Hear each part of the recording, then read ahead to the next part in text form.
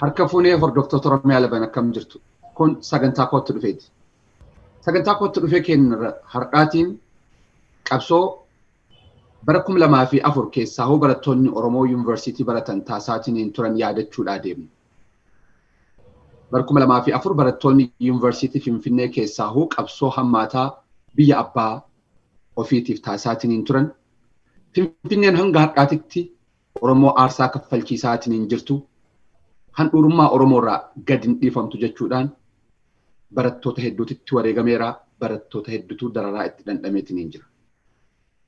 Barattoota kanneen keessaa seenaa barataa tokko irratti fiilmiin hojjetameetiin hawaasaaf gadi ba'uu deema. Barataa Gaddisaa Hirpaasaa. Fiilmii barataa Gaddisaa Hirpaasaa kanneen qopheessanii taatoo waan hunda qindeessanii hawaasatti baasaatiin jiran keessaa namoota lama affeerradhe. Bisiraat Geetaahuun daayireektara qopheessaa barreessaa fiilmii kanaati. Fiilmiin kun Gadda jedhama. Akkasumatti ammoo bakka Gaddisaa Hirpaasaa seenaa san bakka bu'uudhaan taatoon kan nuuf taphatu Fiqaaduu Daadhii jedhama. Keessumoonni keenya lameenuu gama OROMIA11 sagantaa kootti dhufeetti baga nagaan dhuftan. Bakana gannu eeggan bakana gannu simatan.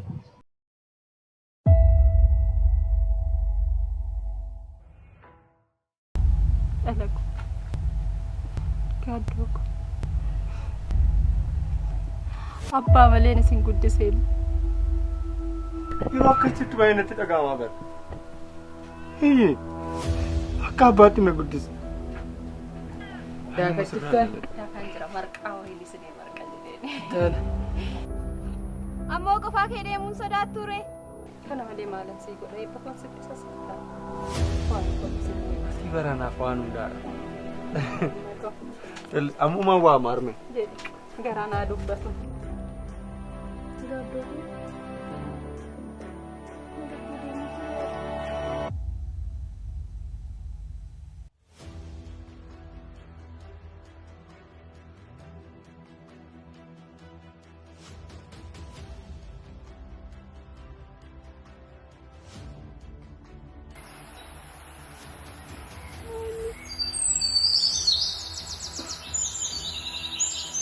Hagan si argadhe ko wanni harmeen akkam Konsudaatti qabde moo? fardi koos anis gara imallu beeknu ture. Atumti kuni anumti kumalee hallee tuma taanaan attee waan isa manusti fakkaati.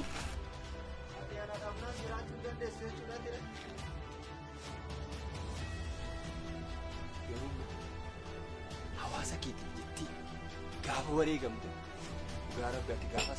Tole mee seenaa kana haasoyna yoo jennu jalqaba nama seenaa kana barreessirraa haa haasoynu. Waa'ee seenaa barreessanii kana jalqaba waa'ee Gaddisaa qorachuun yookaan immoo dhihennatti beekuun murteessaadha. Bisiraat Gaddisaa qaamaan dhihennatti beeyta moo seenaa isaa qorattee barreessite moo achirraa haa kaanu Gaddisaan nama akkamiitu? Galatooma jedheera yeroo nu keessaniif sanallee wanti kun guddaadha jettanii bakka nu keessaniif baay'ee galatooma jecha. Gaddisaa yeroo daa'imman turan beekaa yeroo yuunivarsiitiidhaa baratu waan elementariin baratan ture. Sana booda inni du'ee sana booda immoo sadarkaa barnootaa dabalaa deemee yoon kutaa 10 ga'uudha kan inni barreesse kutaa 8-9 dura jechuudha. Barreesse seenaa sana dirma hundeerma daa'imummaatti barreesse tan skriiptiin sun taa'ee ture. Sana booda barnootaaf gara Chaayinaas Jarmanis deemaan ture. Yeroo Chaayinaa deemu sanatti akka tasaatiin dabtara sana deebisee argate garuuleen irratti barreesse sana argatee jennaaniin ediitu gochuu jalqabe. Sana booda Jarman immoo kan inni deemeef karaadhuma ogummaa fiilmiitiin barnoota biraa barachuuf kan deeme Chaayinaallee arkitekchara barachuuf kan deemu. Sana booda kun maaf hin hojjetamne uummataafis galaa tokko ta'a jedhee tayyaade. Yeroo koronaa immoo barnootas xumurree gara biyyaatti yoon deebi'u akka assaayimentii akka hojii manaa tokkotti kan inni fudhadhe. Seenaan kun uummata bira ga'uu qaba. Riibachaa jira. Rafaa jira waan ta'eef uummanni yaadachuu qaba kan jedhu kaasee dalagama. Gaddisaa daa'ima ta'ee tajaajila kana beeku. Innillee ganna yoo biyyatti deebi'e ijoollee baadiyyaa barsiisa ture. Achittan isa beekan ture. Tariiti as keessatti namoota baay'eetu jira. Namoonni aarsaa qaalii kaffalan hedduutu jira Gaddisaa dabalate. Seenaan Gaddisaa akkamiin si hawwate dura? Maaliif si hawwachuu danda'e seenaan Gaddisaa? Egaa ani akkuma falaasamaatti illee kan inni yaadu waan tokkotu jira. Duuti gosa lama. Du'a saayilantii fi du'a iyyaatu jira. Tokko fi dubbatanii tokko immoo namni dubbatu yaadachuu dhiisuun faataadha waan ta'eef kan Gaddisaa garuu saayilantiidha ture. Daandii irratti miti kan inni rukutamee yookiin immoo uummata biratti miti. Kanaaf namoota baay'ee sodaatan dhoksanii kan ajjeesanii namoota yeroo namoota qabuu barbaadan daandii irratti rukutu. Warri daandii irratti rukutame garuu nama baay'eetu dubbataaf nama isaaniif dubbatu baay'ee qabu. Warreen dhoksaadhaan organ fail akka godhamanii ajjeefaman kanneen immoo warra tuu yaadachaa hafa malee uummata biratti amma kana ka'uu dhiisuu danda'u kan jedhu anaaf yommuu ta'e akka qeeqaatti hin qabatee tureyyuu sanaaf egaa kanneen warreen kaanirraa adda baasii kan akka special case'itti qabateef jechaadha. Mee gaafa Fiqaaduutti immoo haa deebinu. Fiqaaduu haatoo Gaddisaa bakka buuteetiin gaafa taphattu maali mee amalli addaa Gaddisaa? Egaa gaafa iskiriiptiin na bira dhufu Bisiraat seenaa kana qabatee iskiriipticha fidee gaafa na bira dhufu iskiriipticha guutummaatti hin dubbise. Dura inni naa seenesse dabalatee iskiriiptii sirriitti hin dubbise. Haga ta'e seenaadhaan ogummaadhaanis ogummaa gaazexeessummaadha ogummaan kooyi. Tana wal qabatee seenaadhaan hin beekaa ture Gaddisaa. Gaafan iskiriiptii kana dubbisu wantoota baay'eedha kan na hawwate. Jechuun Gaddisaan nama baay'ee callisa keessa nama dubbatudha. Nama baay'ee tasgabbaadha. Seenaa iskiriiptii sana keessattis nama mul'ata fagoo qabudha. Nama akkasiiti karaaktera kana gaafa kaasti na godhan yeroo natti himan darbaadhaan na argame. Suuraan koo ilaalamaa ture. Suuraa koo ilaalanii warra biraa hojii suuraa wal dorgomsiisanii waa'ee kiyya qoratanii iskiriiptii gara kootti fidanii kan dhufan. Gaafa dhufan garuu seenaa sana ofitti fudhachuudhaaf natti ulfaanne gaafan iskiriipticha dubbisu jechuudha. Kanaaf wanti isa adda godhu seenaa isaatiin kan beekamu keessaa yeroo tokko sooshaal miidiyaa irra deemaa ture barreeffamichi yeroo yuunivarsiitii jirutti. Kan inni akka kasaashee maannoo xifaatenyaa barreeffama jedhu tokko koot godhanii hundi itti fayyadamaa ture sooshaal miidiyaa irratti. Namoonni mana hidhaa maakalaawii keessatti barreeffamee jira. Isa barreeffame sana ka'aa ture gidduu keessatti. Ishee tana immoo sirriitti hin beekan ture. Gaafan kana jechicha baay'ee na jaabsifachaa ture jechuun jecha addaati inni itti kan itti ibsuudhaaf yaalesu. Sana wal qabatee miira sana uffachuudhaaf ta'ee hojjechuudhaaf seena sana ofitti fudhadhee kan koo gochuudhaaf yeroo natti hin fudhanne. Yeroo gabaabaa keessatti inni hubadhe Gaddisaa yeroo gabaabaattiin Gaddisaa wajjin jiraachuu eegale seenaa isaa sana wajjin. Achiin booddee isa ta'ee jiraachuudhaaf yaalii gochaatiin ture. Egaa seenaan kun guutummaan guutuutti seenaa Gaddisaa irratti xiyyeeffachuu baatus seenaa Gaddisaa sana ka'umsa godhatee diraamaataayizd ta'eeti bifa fiilmiidhaaf hawwatutti aartiidhaan dabalameeti kan hojjetamu. Wantoota sanallee akkamitti sinkroonaayis gochuu akka dandeenyu akkamitti kaaraaktarri sunii fi seenaan taateewwan wal maddii deeman akkamitti wal simachuu akka qabu sanarratti cinqameen kan inni hojjedhe. Dabalataan Bisiraat wajjin iddoo naannawaa dhaloota isaa deemuudhaaf yaalii goonee indirect odeeffannoowwan adda addaa haala jireenya naannoo sanaa wantoota akkasii sana qorachuudhaaf deemnee ture lokeeshinii gaafa filan. Gaafan qe'ee sana deddeemee lallaalu moor Gaddisaan argadheen akka nama qaaman wajjin jiraatetti ta'e Gaddisaa argachuu danda'eera. Kanaaf nama baay'ee bal'aa, nama baay'ee tasgabbaa, garuu nama fageenya bal'isee yaadu, nama waan dubbachuudhaaf yaade si'a lama sadii afur irra deddeebi'ee xiinxaluudha. Gaddisaa kaaraakteriin ani argadhe. Mee gama Bisiraatitti haa deebi'u. Bisiraat seetingii yookaan ammoo yoomeessi fiilmii kanaa seenaa gama kamiiti kan Gaddisaa irraa irratti xiyyeeffattan? Seenaa guddina ijoollummaa isaa, hawaasummaa isaa moo seenaa sochii siyaasa isaa moo maali wanni irraa xiyyeeffattanii asirratti hojjettan? Haala flashback jedhama ogummaa fiilmiitiin filaashbaakkii ofirraa qaba. Filaashbaakkiin summaa inni tokko aawutpuutii du'a isaarraa kaaneetu bara akka lakkoofsa Girigooriyaaniitti bara 2021tti bu'aan du'uu isaatii karaa gaariis ta'uu danda'a. Karaa gatees maaltu jira kan jiru sana kaasnee sana booda immoo waggoota 17-18 duubatti deebineetu jireenyaa fi haala inni ittiin yuunivarsiitii keessatti dabarse haala inni ittiin ijoollee gaaddisaa fakkaatan hedduu uumuudhaaf carraaqaa turee fi haala inni ittiin sochii uumaa ture sun maal akka fakkaatudha kan nuti kaasne. Amma moroof kan uummanni irraa barate jennee yaadnu sanadha. Jireenya baadiyyaa yoo kaasne hundi keenya illee wal fakkaachuu danda'a. Horii eeganii jiraachuun, horii faana gurraatanii jiraachuun akkuma jirutti ta'e inni ijoo ta'e garumaa inni isa baadiyyaa sana caalayyuu isa inni yuunivarsiitii Finfinnee keessatti dabarse sanadha. Sanaan alatti intimeesiin inni haadha isaa obbolaa isaa afaan qabullee waan akkasii kaasuuf yaalleerra. Sanaan alatti illee dhukkuba isaa inni hospitaala keessatti dhukkuba isaa inni mana hidhaa keessatti dabarsee fi akkamiin immoo ijoollee akka isaatii oomishuudhaaf carraaqqii fi kunuunsa akkamillee akka inni qabu kan ittiin ibsinedha. Irra caalatti seenaa yuunivarsiitii kan keessatti ni ta'e. Sanaan alatti immoo akka fiilmiidhaaf ta'utti uummanni keenyas waan maal barbaada kan jedhamu itti yaadameetu dramatized based on true story haala ta'een seenaa fiilaroonni garaagaraa itti dabalaman yeroo total true story otoo hin taane dramatized based on true story waan ta'eef maaltu mi'eessaa seenaa isaa jaalataa inni dabarse seenaa haadhummaa baadiyyaa sana haati isaa isaaf qabdu obbulummaa qixxeessuun isaa isaaf qabu waan akkasii du'a isaatiin boodallee wanta isaan ta'an waan akkasii kana kaasuudhaaf yaalleerra.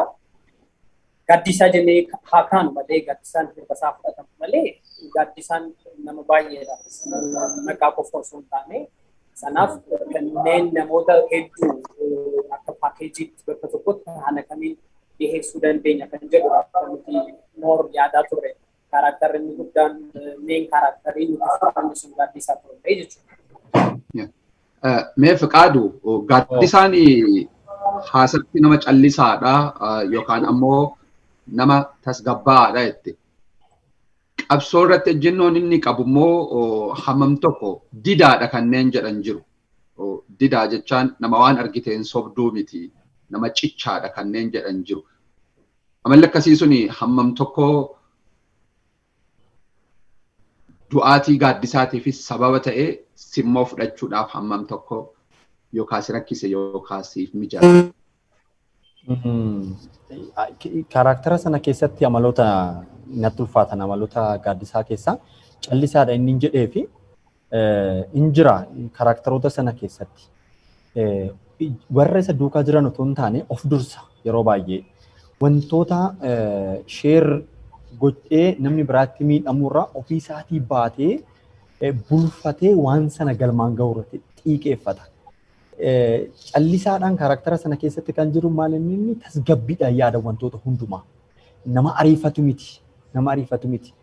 Of dhageeffataa, haala jiru environmentii dhageeffataa, kaalkuleet godhaa, galmee seenaatti amana. Galmee seenaa isa darbee fi isa inni kaa'uudhaaf deemu sanarratti amana. Kanaaf callisaadha deebisuun kan hin barbaade nama ofii isaatiif kaayyoo deemu sanaaf nama yeroo kennu karakterichisa. Malee fakkeenyaaf amma nama dhugaadhaaf du'uudha. Tasumaayyuu sirrii miti jedhee kan yaade isa biratti kompromaayiz gochuudhaaf karaktera yaaluu miti. Kuni baay'ee karaktera keessatti anaan ofitti fidadhee furadhee waan sana internalaayiz gochuudhaaf baay'ee natti ulfaataa ture. Jechuun karakterichi the most rationalidha gama tokkootiin. Karaktera keessa kan jiru. Namoota biraallee hirmaachisuu nama danda'u, hoogganuu nama danda'u. Sababni biraallee nama hoogganuu danda'u. Nama akkasiillee karaktera sana keessatti hin mul'ata. Amaloota gaaddisaa sana keessatti sanniin sannaan wal qabatee xiqqoo karaktera abbaan barbaade cal jedhee inni bar nama akkanaati nama jedhamu hin turre. Waan callisaan tokko waan dhokataadha abbaan barbaade predict gochuu hin danda'u miti. Abbaan barbaade akkana jedhee too tilmaamuu hin danda'u. Gaaddisaan karakteri Gaddisaa karaktera akkasiiti. That is why wantoota baay'ee dungoo kan qabsiisuu danda'e. Karaktera keessatti dungoo hin qabsiisa. Sansalli inni hidhee akka hin citne karaktera keessatti mul'ata. So sana gochuudhaaf namicha sana fakkaachuun karaktera sana fakkaachuun humna amma sanaa ofitti horuun ulfaata ture karaktera keessatti. Haala dubbiirraan, diyaaloogii fayyadamuurraan, haala deemsarraan, haala wantoota tokko itti ilaaluun, haala inni taphoota inni aktiingidha sana keessatti argisu sanaan internalize gochuun qaamaan beekuu baachuunis waan tokko waan ta'eef ulfaataa ture xiqqoo baay'ee jechuun daarektiivummaadhaanis irratti hirmaadheera waan ta'eef yeroo dheeraa iskiriiptii wajjiniin yeroo dheeraan fudhadhe sanatu na gargaaree haga ta'e satisfaayi wannan hojjedhetti argadheera waan gaarii hojjedheera jedhee akka yaadu kan na taasise sanaa.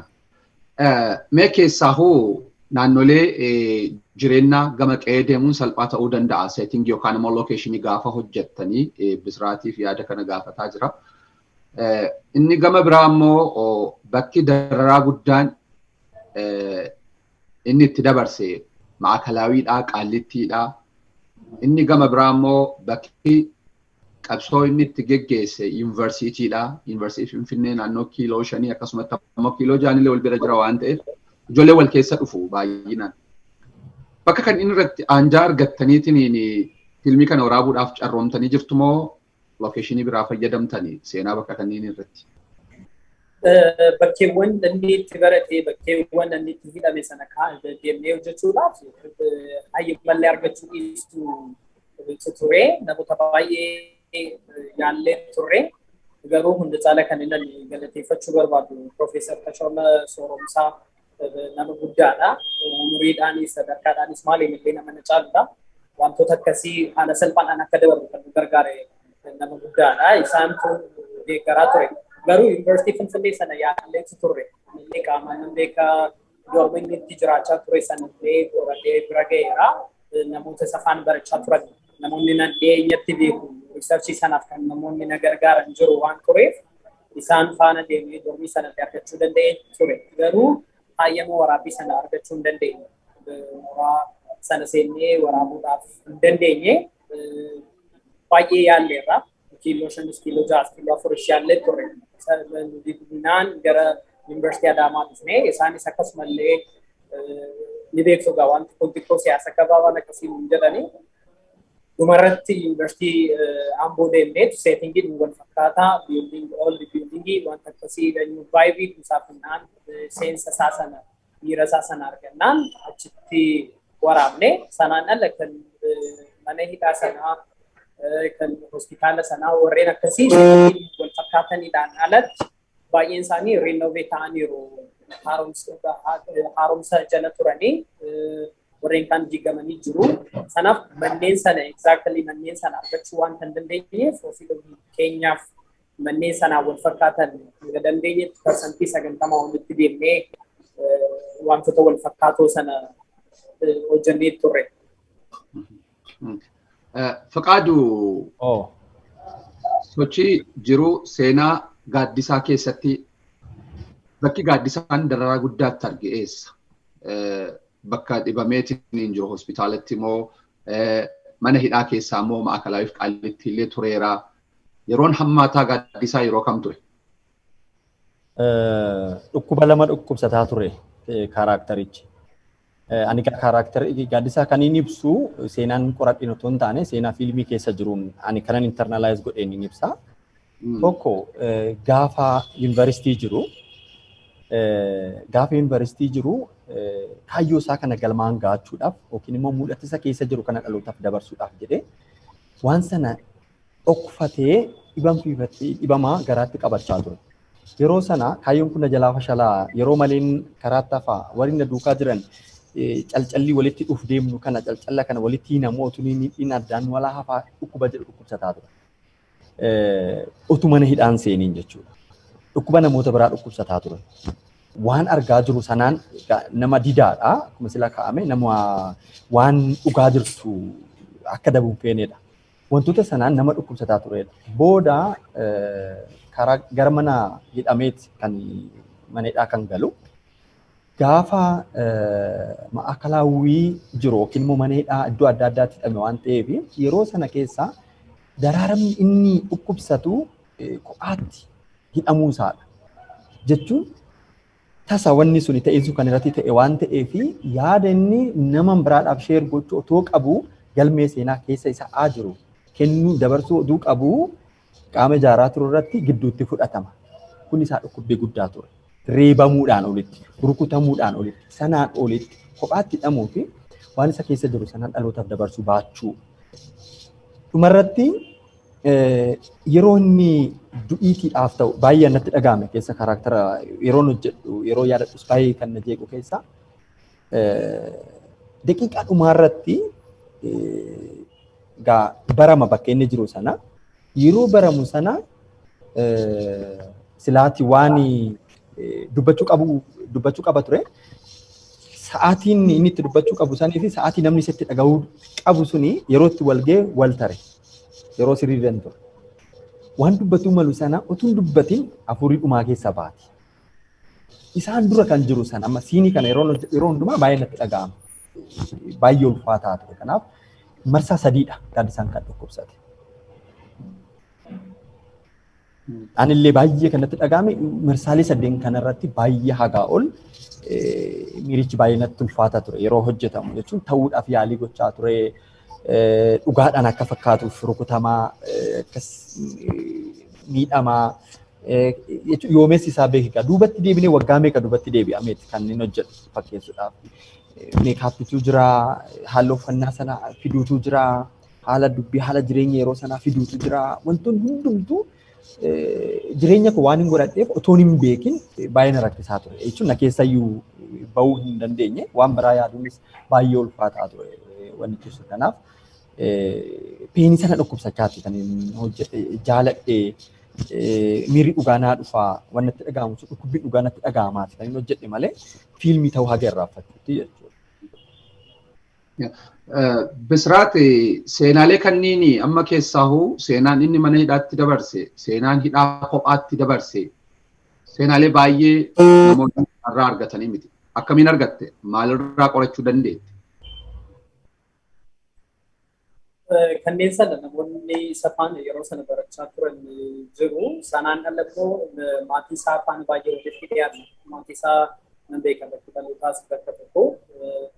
Sanaan alatti namoota safaan barachaa turan. Warreen amma gaddii kan jenneef illee mata dureen isaa sana maqaa tokkoof gaarii ta'a tokkoof yaraa ta'a. Amma dhiiga ilillii yoo ilaalle ililliin kutamtu tokko gadameessa irraa citteef dhukkuba.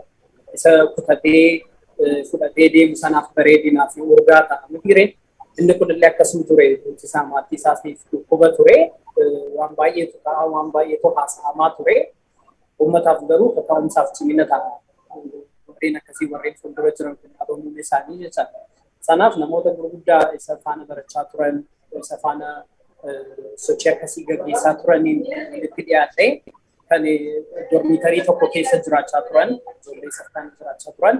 Sanaan alammoo elementarii kaasee hanga yuunivarsiitii kan waliin baratan nama ammallee maqaa kaasuu barbaachisaa ta'uu dhiyeessuu danda'a. Elementarii kaasanii hanga yuunivarsiitii hanga gaafa du'aatti kan waliin baratanii fi du'a isaa dura torbaan tokko qofa kan addaan ba'an hiriyaa isaa duraa tokkotu ture. Isadha kan haala kamiin akka inni taa'u, haala kamiin akka inni deemu, haala kamiin haarii isaa kan ibsatu, haala kamiin gammachuu isaa kan ibsatu waan akkasii kan nu godhaa ture nama sanadha. Sanaan alaanis maatii biras deemee wantoota baay'een hojjechaa ture waan ta'eef seenaa hanga ta'etti immoo hanga ta'etti qulqulluu ta'uu qaba jedhee waan yaadeef odeeffannoo fi infoormeeshinii garaagaraa walitti fideettan madaalee kan inni ittiin hojjetu. Kanaaf akkuma dura isinii kaase immoo guutummaan guutuutti seenaa dhugaatii jechuun guutummaan guutuun kan nuti itti daballee fi kan nuti irraa argachuu jiru. Odeensiidhaaf kan dhiyaachuu jiru qabu jira, kan dhiyaachuun kan jira waan ta'eef amma dandeenyetti uummanni boroon dhufu riisarchii illee gochuu yoo barbaade warreen kaleessa yuunivarsiitii Finfinnee sochii gaggeessaa turan haala kamiin itti deemanii haala kamiin dhabamanii isa jedhu sana liinkii tokkorraa argatu danda'u haala jennuun seenaa kana walitti qopheessa.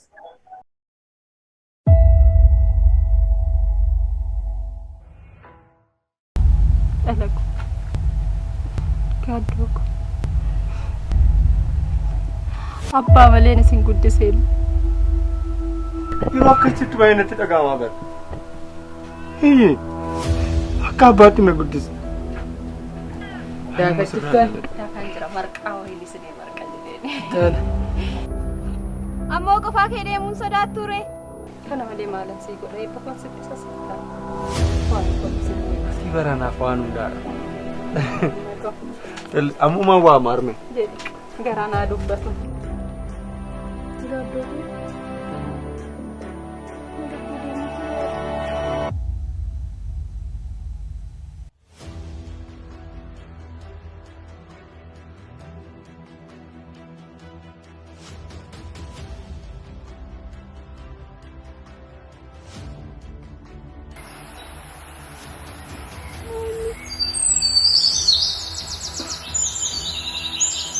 Hagan si argadhee ko wanni harmeen akkam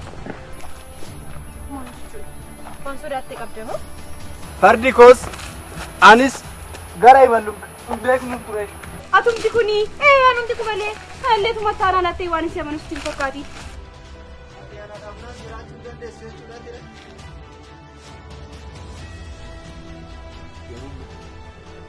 Hawaasa keetiin jetti gaafa wareegamte. Mee gama Fiqaaduutti haa deebi'u.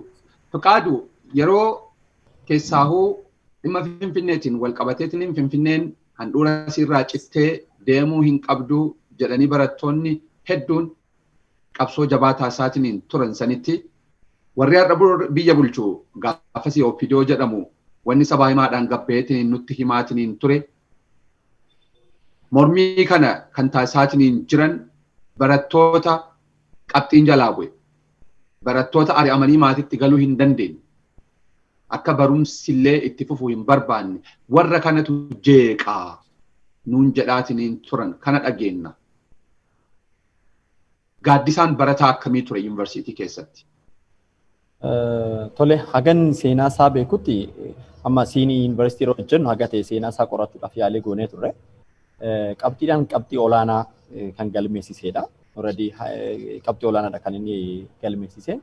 Dabalataan ijoolleen keenya akka duubatti nafneef mana barnoota yuunivarsiitii sana keessatti nama qo'achiisu, nama gargaaru, nama ijoollee onnee itti horu, nama ijoollee mul'ata itti horu, nama akkasii akka ta'e hin beekama. Dabalataan yuunivarsiitii keessatti ijaarsa qaba ture. Inni ijaarsa ofiisaa kan ijaare. Sabab sablammoota kan itti ijaare ni qaba. Jechuun sabab sablammoota gara biraallee ijaaree hoogganaa ajandaa kennaa fi maal jecha karaa itti argisiisaa hoogganaa ture. Ijoollee keenyas qabsoo irratti immoo leenjii kennaa akka ture odeeffannoo qabna.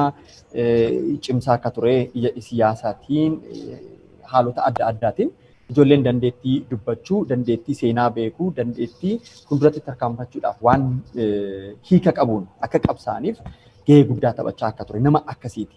Malee nama cal jedhee jira miti nama gabaabumatti hafuudhaaf tarkaanfatu hin turre haga dhageenyutti jechuudha.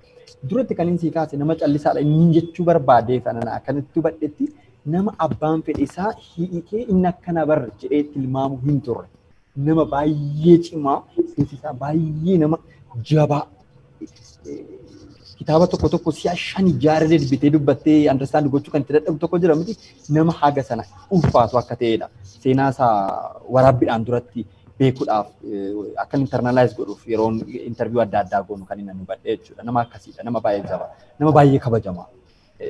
Isin jedheera. The most nama wayitutu Gaddisaa Hirpaasaa Akkamitti በጣም ራሽናል የሆነ ሰው ምናምን ጀቻ ture. Yuunivarsiitiin ala ba'ee tarii waa'ee akkasii yeroo haasofnu nama yuunivarsiitii sanatti barate umuriidhaanis baay'ee nama anaa ol deemedha. Nama afaan danda'u miti garuu hin beeka ture nama sana jechuudha. Haga kana nama sabab sablammii biraa irratti illee dhiibbaa uumuu danda'u. Nama kabajamu, nama sodaatamu. That's why namoota nama akkasii akka ta'etti nu badhe yuunivarsiitii keessa yeroo jirutti. Inni gama biraa gama Bisraatii gaafadhu gaaddisaa xiqqoo wanti baay'ee garaa nama nyaatu akkuma itti du'e illee namni hin argine. waan inni dhandhame san rakkoo inni keessa darbe san namni yoo xiqqaate akka reef kaastee yeroo tokko tokko gaafa du'u arguun obsallee sii kennuu danda'a tarii. Haala saniin dararaa saniin akka ajjeefamuu fi maali wanni iccitiin maaltu sababa gaaddisaadhaaf? Kana qorannoodhaan wanti bira geenye amma exact wanta uumame sana beekuu danda'amnus maayinni teekniikni isaan fayyadaman keessaa tokko orgaan feeliidha. Orgaaniin tokko qaamni dhala namaa tokko disfunction akka godhu gochuudha. Sanaaf immoo amma gaazexeessaa Margaa Gaasuu fa'aadha. Hiriyoota isaa kan turanii bakka tokkotti dhalatanis isaan fa'aadha. Yeroo reenfa kootaatti fudhadhaa jedhanii kan waamamanii reenfa akka fudhatan taasifaman. Yeroo sana egaa gaaddisaan qaama isaarraa yoo ilaalamu orgaan feeliin akka isa quunnamedha. Sanaan ala immoo bakka hidhaa isaatii sanatti booksii meetira tokkoon taate keessatti yeroo muraasaaf hidhamuun isaa orgaan feelii akka isa uumamu akka isa mudatu akka ta'edha kan nuti qorannoodhaan bira geenye. Ta'us garuu yeroo sana namni bira ture hin jiru. Namni wanta isaan irratti raawwatan beeku sana hin jiru. Kan qorannoodhaan bira geenye sanadha. Gara fiilmiittis kan nuti fiduu barbaanne maayinni darara guddaa keessa darbee dadhabbii guddaa qaamni isaa kan qaamaa caalayyuu sammuu isaa akka miidhama guddaa irra ga'u taasifamee sana booda orgaaniin tokko akka feel godhu yookiin qaamni isaa tokko akka feel godhu taasifameetu kan dhumarratti kan taasifame. Sanaan alatti immoo wanta nuti bira geenye tokko maayinni namoonni akkasii yoo gara dhumaarra ga'an maal jedhama bakka wadanyaan እንዳይሳበር ይህንን ሰው አንሱትና ሆስፒታል አስገቡት waan jedhamutu jira. Maayinni akka sababa nuti hin taane hospitaalatti aduugama hospitaalaa geessaa akka jechuudha. Sadarkaa dhumaarratti hospitaala deema ture. Sanaaf innis illee sadarkaa xumuraarratti hospitaala galeetu ture. Sadarkaa xumuraarratti galuusaa fi du'uusaa yeroo muraasa keessatti ta'ullee yeroo yaaliidhaaf ta'utti miti kan inni hospitaala galee xumurarra ture. Almost sadarkaa ishee xumuraarratti kan inni gara hospitaala deemu. Hospitaala deemuusaa foormiidhumaaf illee akka yaalamee fayyuuf hin turre jechaadha. Haala sanadha kan nuti qorannoodhaan bira geenye. Mee Fiqaadu taatoo taatee hospitaala keessa turtaa. Hospitaala Gaaddisaan yeroo hagamiif ture? Yeroo hospitaala ture san maali wanni inni himate? Haakimitti haa ta'uu, maatitti haa ta'uu, hiriyootatti. Wanni inni dubbate ijoon maali?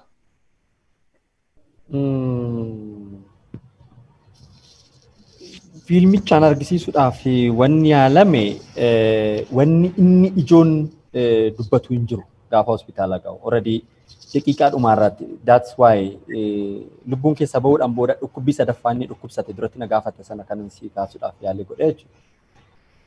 Silaati daqiiqaa dhumaa eeggatee ture, carraa dubbachuu argatee ture. Carraa dubbachuu bakka argate sanatti garuu inni dadhabeera jedhamee waa yaadamee fi carraa dubbachuu sana utuu hin argatin seenaa inni dhaloota keessatti kaa'e sanatu hafe malee silaati ergaan inni dhumarratti dhaammachuudhaaf ta'u siinii hospitaala sanatti nuti fiilmichaaf akkaataa ta'uun kan xumurre bakka sanatti jechuudha. Saspeensiidhaaf, maayidhaaf, elementoota fiilmii sana akka nu eeguuf jecha kan wanni jenne kanaaf wanni inni dhaammatu hin jiraatu bakka sanatti. Dhaammachuu ka'eetti wal hubannaan dhabama bakka sanatti. Bakka baay'ee nama tuqxuudha bakka ittiin fiilmicha irratti jechuudha. Akkaataa kanaan bakka sana kan cufa. Fiilmii kana hojjechuu keessatti yeroo ijoollummaa irraa kaaseetiin waan kana haga muraasa barreesse jettee garuu immoo yeroo gara ijaartee waraabbiitti galtee waan kana bu'aa bahii kallattimaan fiilmii ta'uu qaba jettee gaafa itti kaaterraa yeroo hagamii sitti fudhate bu'aa bahii maal keessa dabarte maal keessa dhufte? Anillee kan biyyaa deebi'ee amma waggaa fi naannaa ji'a lamaa guuteera. Jarmanirraa erganas deebi'ee torbaan boodadha kan inni gara hojiitti seenee akkan dhufeen aadaa fi turizimiidha kan inni deemee maaf isaanis beekuu qabu.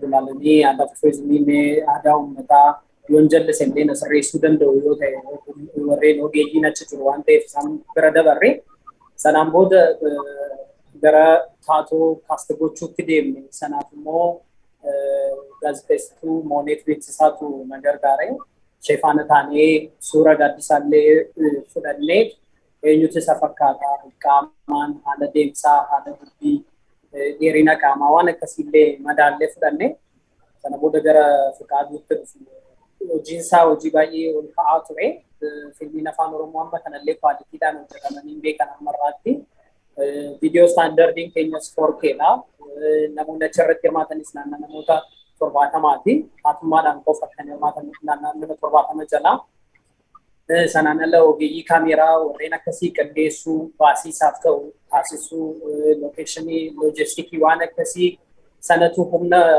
fudhata ture taateewwan 70 ol irratti hirmaate sanaan olitti immoo bakkeewwan unique production kan jennu bakkee 4 ture tokko magaalaa Finfinneeti tokko yuunivarsiitiidha tokko baadiyyaa deemuu mana warra saatii waan akkasii waraabuutu ture inni tokko immoo mana hidhaatu ture isaan kun arfanuu garuu magaalaa tokko keessatti miti kan nuti arganne kan Finfinnee ture kaan ammoo ture kaan immoo baadiyyaa deemneetu waraabne kaan immoo magaalaa Bishooftuutti kan waraabame baasii namoota hanga kanaatiif namoota ogeeyyii kaameeraa ogeeyyii editeerotaaf warreen akkasiitiif dabalatee hanga ammaatti naannaa 400 fi 30 wayiidha walumaa galatti naannaa 450 jalas deemneerra baasiin keenya maayinni nuti mee wanta uummata naasisu hojii guddaa wayii qabannee duuka ta'a yookiin immoo ce'umsa ta'a gara fuulduraatti namni kana ilaalee of madaalee guddaa fiduu danda'a waan ta'eef nurraanaa darbu jennee kan nuti kutannoodhaan itti deemne chaalenjii guddaatu ture waraabbii isa jalqabaa xumurree hayyama isaa waraabbii lammataa argachuudhaaf ji'a 3-4 biirooleetti deddeebi'uutu nurraa eegama ture sana malee immoo ani fiizikaaliis baay'ee gabaabaadha baay'ee huqqataadha namni kanaan nama kabaju samma kana miti sanaaf baay'ee deddeebisaa turanii wanta nuti qabannee dhaqne sunis hayyamaaf amma kana isaaniif mijachaan turre sanatu tursiisee chaalenjii isaa dabarree har'a maaster muuviin akka keenya geessetti maaster muuvii sana qabannee gara eebbaatti deemaa jira. Haa ta'u mee gama Fiqaaduutti immoo yoo dhufu Fiqaaduu hin beekama qabsoo diddaa gabrummaa keessatti fincila diddaa gabrummaa keessatti akkasumas immoo dhimma abbaa biyyummaa Finfinnee irratti ijoolleen qabsoo hoogganaa turan duratti deemaa turan ijoollee baay'ee jajjaboodha ijoollee barumsaanis hamileenis ciccimoo turan maali wanni barataan Oromoo Gaddisaa Hirpaasaa irraa barachuudhaa qabaatu tole wanni guddaan maalidha jechuun anumaayyuu wanni na tuqe amma fakkeenyaaf gaafa yuunivarsiitii jirtu mana barnoota keessa gaafa jirru hundi keenyayyuu waa kontribiut gochuudhaaf yaalii gochaatiin hin ture. Garuu wanni nan hubadhe waa tokkotu jira. Jirti ni jedhee gaafa namoonni dinqisiifatanii ni rifadhe. Kan inni akka kasaashee maannoo xafateenyaa ni jedhee barreesse sun. Afaan Oromootiin barreessee qofa darbuu hin danda'a ture yookiin immoo wanni jedhee darbuu hin danda'a ture. Garuu oodiyensii isaa adda baafatee eenyuuf dhaamsa akka dhaamuu qabu adda baafate. Dhaamsi suni abbaa biraa akka dhaqqabutti illee yaade. Abbaa biraa akka dhaqqabutti yaade laa. Baay'een keenya garuu sana yaadna. Miira keenya yookiin afaanuma keenyaan yookiin eenyuma keenyatti waanuma keenyaan ibsanna. Wanna keenyaan gaafa ibsannu mooraadhuma keenya keessa naannaa malee mooraan ala bahuu hin danda'u. Inni garuu ofumatti maa jira malee namatti hin himaa hin jiru. Gaafansi arrabsu afaanicha dhageessu gaafa ta'e yookiin immoo walii dhufeenya qabu gaafa ta'e siif arraban ta'u wanni sun. Wanni namni barachuu qabu oodiyensii isaa adda baafachuu. Dhaamsi sun eenyu bira gahuu qaba jedha adda baafachuu. Tootaalii kana irraa barachuu. Inni biraa wanni nanni waa'ee isaa irratti gaafa wanni jedhu qorannu keessa kan inni hubadhe keessa maali inni calcala inni walitti hidhuudhaaf yaadu tokko ofiisaa keessatti akkaafuuf miti. Injira dialoogii keessa fiilmii keessa paartii tana seensisuudhaaf yaalii gooneeti injira. waan tokko of keessatti qabattee waan sana nama biraatti utuu hin qoodin ati hin duute taanaan wanni ati si keessa ture suni gatii hin qabu jedha. Yeroo hundumaa waan si keessa jiru sana isa sitti aanuuf dabarsiitiin hin darbii. Inni sitti aanee jiru sun immoo yoo atillee dhabamte namni suni ibidda sana mukukkula sana qabatee deema. Nama biraaf qabsiisa. Hin dhaamu aayidooloojii jedhutti nama amanu akka ta'een isa hubadhe. Isa ta'ee gaafa hojjechuudhaaf yaadu. Kan irraa barachuu danda'uu qabna. Sheer gochuu, dabarsuu, walitti hidhiinsa sana deemuu sana wanni jechuu sana. Inni biraa waa baadiyyaa irratti amala akkamii qabaata laata gaaddisaan jennee gaafa baruudhaaf yaalii godhamu maalidha. Nama manguddoo jala taa'u jaalatu akka ta'e haasaa akka nama guddaa akka ta'e barachuu dandeenyeerra haga ta'e. So duubatti gaafa seenaa kee duuba deemeen qoratin fuulduratti fiduu hin dandeessu waan ta'eef seenaa qorachuu namoonni gaaddisaa irraa barachuu danda'uu qaba. Kaayyoodhaaf du'u namoonni gaaddisaa irraa barachuu danda'uu qabu. Sodaa tokko malee sababni isaas wanni ati nan dhaba jettee lafarratti yaaddu caalchiste taananii wanni namoota baay'eedhaaf yookiin sabaa waan gochuu maltu sana otoo hin godhin hafte. Nama lamaaf nama sadiif jettee gaaddisaa keessa suni hin jiru. Uummataaf jiraata. Ofii isaatiif hin turre.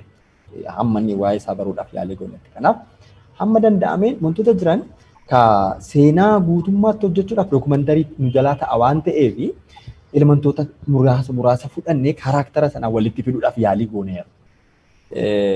Seenaatti daballee akka fiilmiidhaaf ta'utti kan irraa baasuu qabnu irraa baasnee akka fiilmiidhaaf ta'utti garuu elementoota gaaddisaa yaadachiisuu danda'an muraasa ta'eewwan muraasa garuu fudhannee itti fayyadamuu dandeenyeera. Kii wantoota ta'an namoonni sanarraa barachuu danda'uu qaban. Sanarraa wanni jenneetiin innumaayyuu nuti amma akka carraa waliin dubbachuu arganneeti malee namoonni waan jiru kana laalanii seenaan kun seenaa eenyu bakka bu'aa jedhanii ofii isaaniitiif akka itti deemanidha. Yaadin nuti wanni jechuu sababni isaas. Namuu nama beeku wahii, namuu seenaa san nama beeku wahiitiin wal qabsiifatee amala akkasii danda'a. Karaa sitti shifti gochuudhaaf yaalla. Amma odeessiin boruu fiilmiin eebbifamee gaafa laalu paartiin kun gaaddisaa, paartiin kun keessaa fi paartiin kun isa inni ilaallatu jechuu hin qabu. Seenaa gaaddisaa keessaa fudhannee diraamaataayizii goone nuti. Garuu beeziin keenya istooriin beeziin gaafa mucaan barreessu beeziin kan ta'e eenyudha istoorii gaaddisaati. Kaaraaktaroonni kaaraaktaraayizeeshinii gaafa hojjennu sanarratti hundaa'eeti. Suurri koo fi suurri isaa wal maddii qabachuun sababa malee miti. Garuu odeessiin eenyudha namni kun jedhee ofii isaatii haa deebifatu. Wanni aayidooloojiin nuti hojiidhaaf itti kaan wanni jenneetu jechuudha. Garuu as soon as possible gooneerra. Qulqullina irratti waraabbii irratti yaalii gooneerra. Taatummaadhaan seenaa sana taatota hundumaaf dubbisneet miira keessa galanii akka hojjetan gochuudhaaf yaalii gooneerra. Kanaaf duratti gaaffii Bisiraatiif kaasteef immoo baay'ee dadhabsiisaas ture. Jechuun bu'aa bahee hedduu dabarsineera. Wantoonni haga hamilee keenya nu cabsuu danda'anitti wantoota baay'ee nu mudataniiru. Mudannoo baay'ee nu mudateera. Garuu taatonni nu faana dadhabaniit, nu gargaaraniit, nu hubataniit kan nu ficcisiisan. Qarshii kiisa keetti baastee qarshii amma kanaa hojjechuu jechuun impossible. Baay'ee ulfaatan. Ispoonsara tokko malee. Waraabnee kaanee ispoonsara barbaaduutti dhufne immoo jechuun piroodakshinii fa qabanneen booda immoo yaada jedhu jechuudha. Garuu badaa miti. Motiveeshiniin aartii keenya irratti sappoortii gochuu badaa miti. Eebbaaf of qopheessuudhaaf waraabdee kaatee qarshii sila duratti Bisiraat kaasee baastee kaatee eebbaaf itti deemuudhaaf istaandaardii isaa barbaanne. Eebbisiisuu dadhabnee miti baay'ee hin danda'ama ture. Istaandaardii itti eebbisiisuu barbaannu qabna fiilmii keenya. Iyyaallasas. Qarshii guddaa sana baasnee hojjenneera. Istaandaardii fiilmii keenya itti eebbifamuu qabus immoo istaandaardii sana eegnee eebbisiifna. Ispoonsara argannus argachuu baannus guyyaa sana garuu hin eegganna nuti. Kuni kaayyoo keenya. Sababni isaa parsantii 80 dhufneera. Maaf jennee parsantii 20 irratti cabu hin cabu. Because mul'ata nama guddaati. Duratti maalirraa barachuu qaban kan jedhu sanaa fi xiiqummaa tarkaanfachuu sana irraa barachuu qabna nus seenaa isaa hojjenna waan ta'eef. That is why haga kana kan ifaa jaatiin hin jiru. Mee gama Bisiraatitti immoo adeemu. Fiilmiin kun amma dhumee maastarii isaa qabannee jirreetti yoom eebbisiisuu deemtanii biyya keessaa eessa fa'aatti yeroo ammamiif mul'istuu biyyaan aloo waan karoorfatte maal qabdaa akkamiin hawaasa guutuu dhaqqabaa maali wanni karoorfattan? Amma eebbaaf waltajjii gaafannee jirra. waltajjiin nu kenname taanaan ji'um kana yookiin ji'attan keessa ni ibsifna. Biyya keessatti magaalota irratti turgochuudhaaf akkamitti yaadne turgooneetu agarsiifna.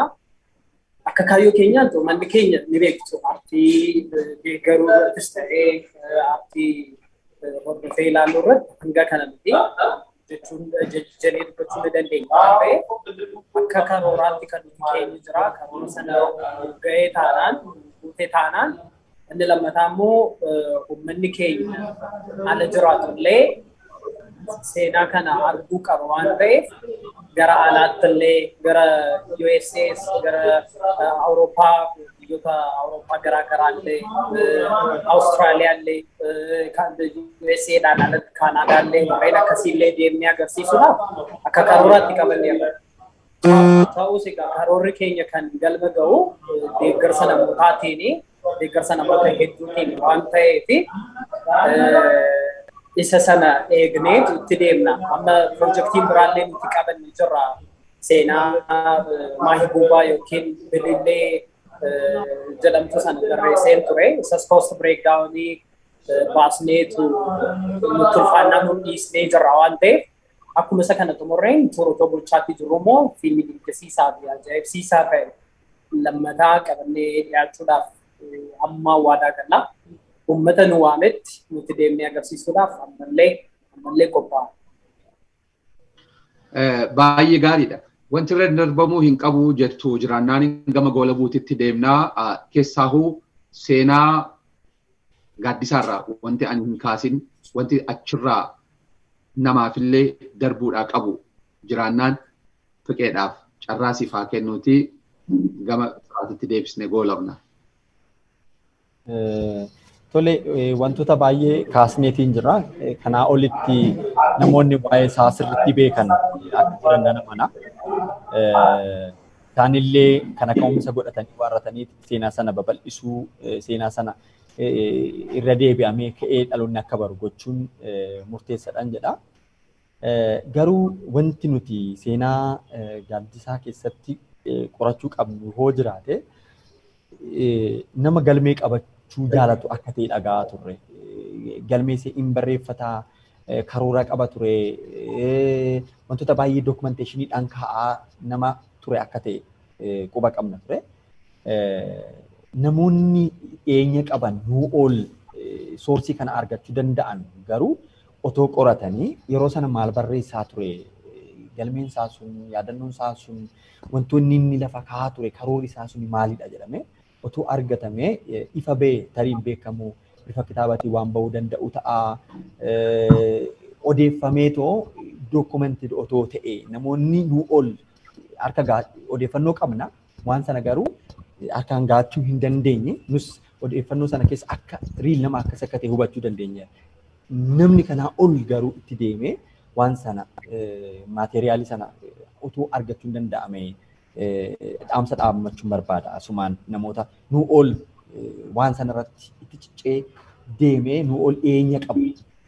Tarii haga deemne irraa nuti dhuma deemne jechuu hin dandeenyu. Haga humna keenyaa deemne namni nuu ol kanaa ol gochuu danda'u hin jira jedhee wannan amanuufu namoonni gaafa sagantaa kanas argan namoonni nuu ol otuu tanaan dura arganneeyyuu jennee kaasu dhufuu danda'a waan ta'eef mooroof bifa kitaabaatiinis bifa maatiinis otuu itti deemanii ogeessonni biraa dhaamsa dhaammachuun fedhaa sumaati.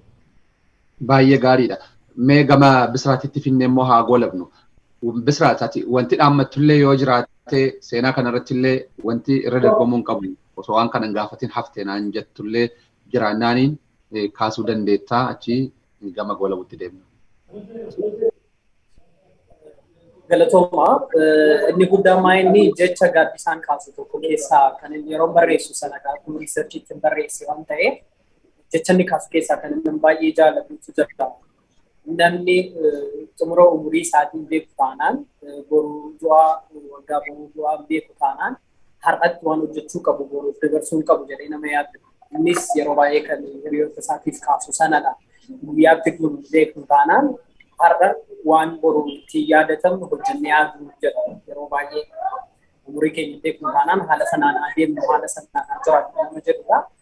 Nutillee warra amma jirrus wanta hojjechuu qabnu amma haa hojjennu boruuf bulchuun boru keenya miti waan ta'eef dhabuu dandeenya waan ta'eef wanta hojjechuu dandeenya wanta harka keenyarra jiru kana dhiibbaawwan jiran chaalenjiiwwan jiran hundayyuu darbinee karaa gama ogummaa kamiin waa jiraannu karaa jireenya istaandardii jireenyaa kamiin illee jiraannu haala sanaan otootti deemnee boru dhaloota dhufuuf nuuf mijatee darbuu dhiisuu dandeenya dhaloota boruutiif garuu addunyaa gaarii dabarsuu dandeenya jedhee tayyaadha. Kun dhaamsa kootis dhaamsa Gaddisaa Akkamitti hundaaf waa jechaati. Xumura irratti namoonni nan galateeffachuu barbaadutu jiru. Galma boomsa fiilmii kanaatiif na gargaaranii tokko abbaa kootii Geetaawwan jedhama barsiisaa isaa ture barsiisaa Gaddisaa ture dhiheenyattis ni beeka isa seenaa sana haala gaariidhaan kan naaf kennu tokko isaa tokko immoo Piroofeesar Tashooma Sooromsaati nama guddaadha nama baay'ee guddaadha karaa baay'eedhaan nu gargaaranii isaanillee baay'ee galateeffachuun barbaada obbo Kabbadaa Booranaanis nama baay'ee guddaadha isaanis baay'ee galateeffachuun barbaada warreen maalummaa keenyaaf eenyummaa keenya osoo hin beekiin baay'ee nu gargaartan nama ta'uudhaan warreen kabajanii nu gargaartaniif baay'ee galatoomaa jechaati. Gara fuulduraattis hojii akkana qabannee ni dhufna jedhee waadaa galaatti baay'ee galatoomaa yeroo keessatti galatoomaa. Bisiree warra fuulduratti nu gargaaruuf deemanis galateeffachuun qabnu ree warri fuulduratti ispoonsara nu gochuudhaaf yaada qaban nu gargaaruu haala mijeessu warri biyya keessas warri biyya alaas nu daawwachuufis nu gargaaruudhaafis kaka'umsi isin keessatti horatame galateeffachuu barbaanne jechuun barbaadamu. Hegeres gargaaru isin gargaaru waan deemaniif qabdi jecha galateeffannaan.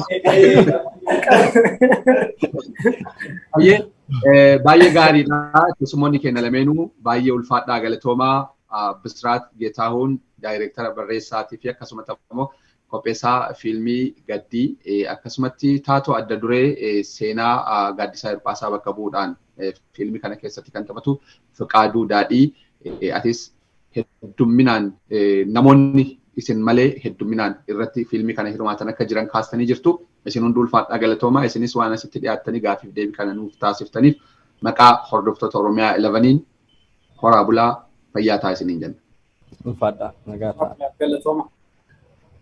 Egaan hordoftoota Oromiyaa 11 sagantaan keenya kootti dhufee dhimma seenaa fiilmii Gaddisaa Hirpaasaa irratti xiyyeeffatee isiniin dhiyeessine kanadhaa kanumaaf goolabneerra. Kutaa itti aanutti dhimma biraatiin hanga walitti dhufnutti horaa bulaa fayyaa ta'a deebana.